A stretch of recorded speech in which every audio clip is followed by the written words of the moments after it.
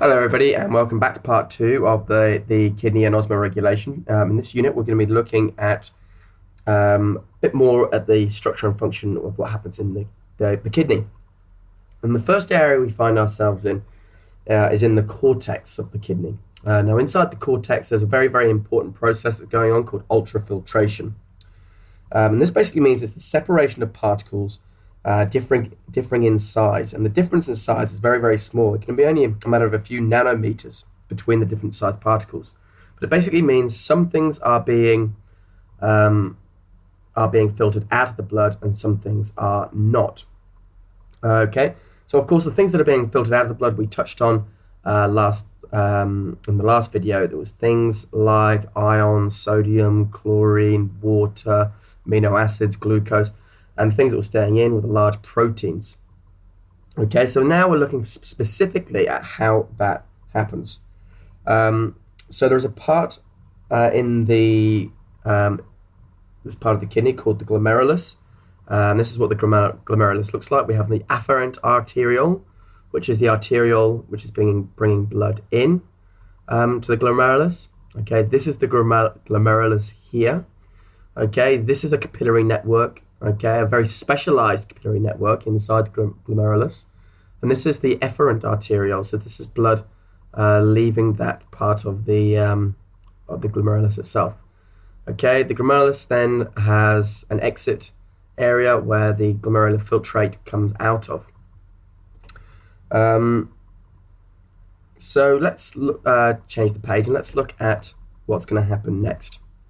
So again, here's a close-up image of that. There's a table here. This is from your textbook, and it shows this is the plasma.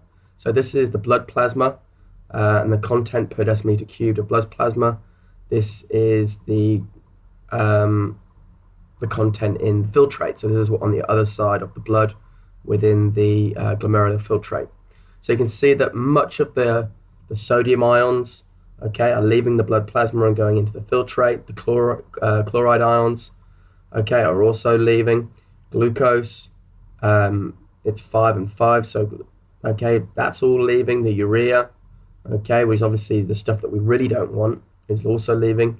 But the proteins, it's 740 there, and in the filtrate only 305. So the large molecules you can see here are staying in the blood. Okay. How does it do this? Let's focus on that. So you've got the afferent arteriole coming in. It splits into these capillaries, which we said are very, very, very specialized. First of all, we have a fenestrated wall of the capillary. Okay, that means there are gaps within the wall of the capillary, sort of in the membrane. Okay, meaning that certain molecules can sort of squeeze through those gaps. Okay, so those are called fenestrations. Okay, and those are those tiny holes. We then have the basement membrane. The basement membrane is represented by this sort of brown layer here. Okay, and this filter allows only water and some smaller molecules through. We then have what we call podocytes. Now the podocytes, you can't really see them that clearly here. Okay, you can just about see them here. And they're basically forming the inner wall of the Bowman's capsule. And these cells have extensions that wrap around the capillaries of the glomerulus and many short side branches called foot processes. They have very narrow gaps between the foot processes to help prevent small molecules from being filtered out of the blood in the glomerulus. Okay, so let's look a little bit more closely. Okay, now in this image, this is a transmission electron microscope image. Okay, this is the lumen of the capillary. Okay, you can see here the fenestrations. So if this is the wall of the capillary here, look, these are gaps in that wall. Okay, these are those fenestrations. This brown layer here, okay, this straight brown layer, okay, is the basement membrane.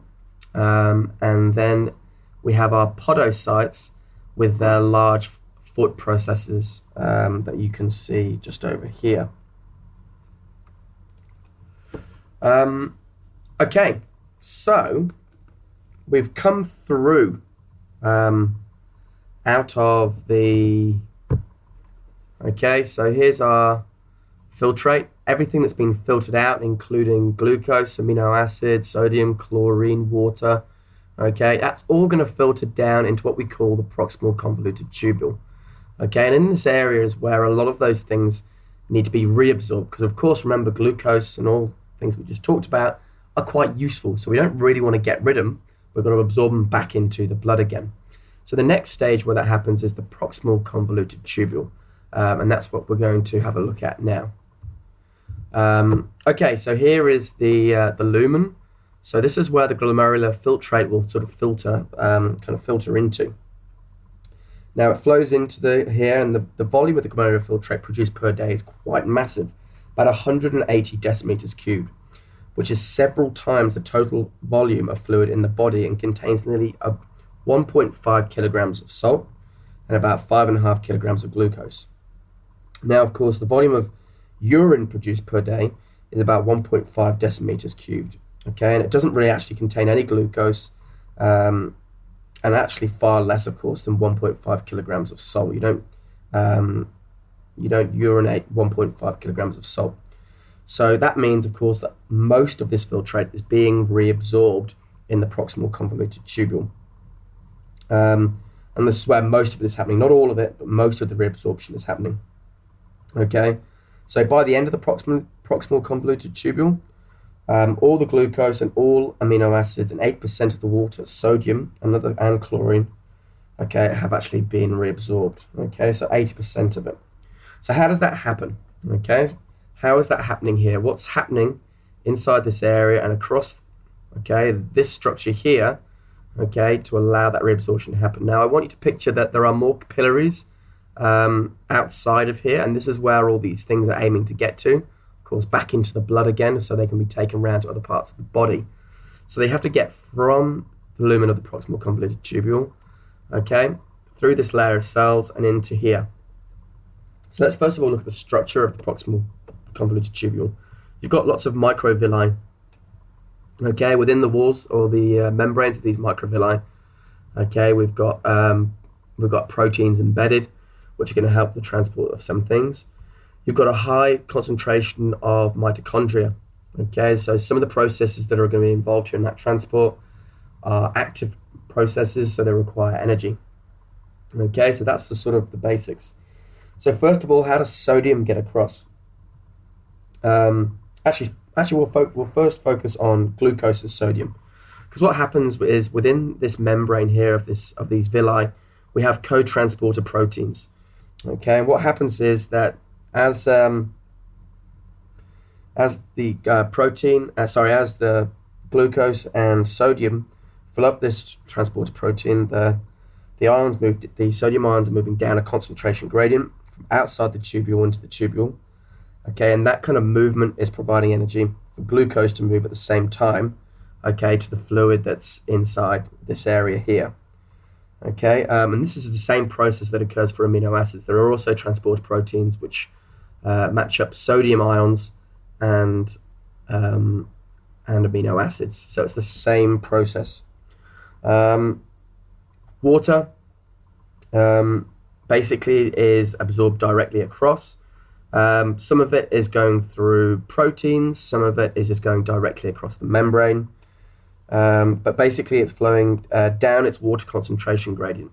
Okay, and remember, because there are sodium ions being pumped across, and of course there are chlorine ions going across, the solute concentration in this area increases, which decreases the water potential. So there's generally a higher water potential in this area compared to this area, and water kind of follows that concentration gradient across, okay, and down and out and back into the blood. Now, the sodium ions, okay, remember they come through this membrane via a co-transporter with glucose, okay, but once they get to here, okay, glucose is able to be absorbed directly across, has its own transporter, just a normal protein which transports it out, and here is where sodium has to be actively pumped out into the other side here, which is the blood supply. Again, this is where you've got active transport proteins And of course, you've got lots of mitochondria supplying the ATP for that process. Now remember, sodium ions are Na positive. Okay, they have a positive charge. So as they leave, there is there's a charge gradient set up, and which basically allows chloride ions, I should say, to move from the positive down to a negatively charged area. So remember, they're following like a charge gradient as opposed to a concentration gradient. And again, there are transport proteins which are embedded in here. But it's more passive. All right, and they're being traveling passively down that gradient. I think we'll stop there at this point, and thank you for listening, and please ask any questions if you have any.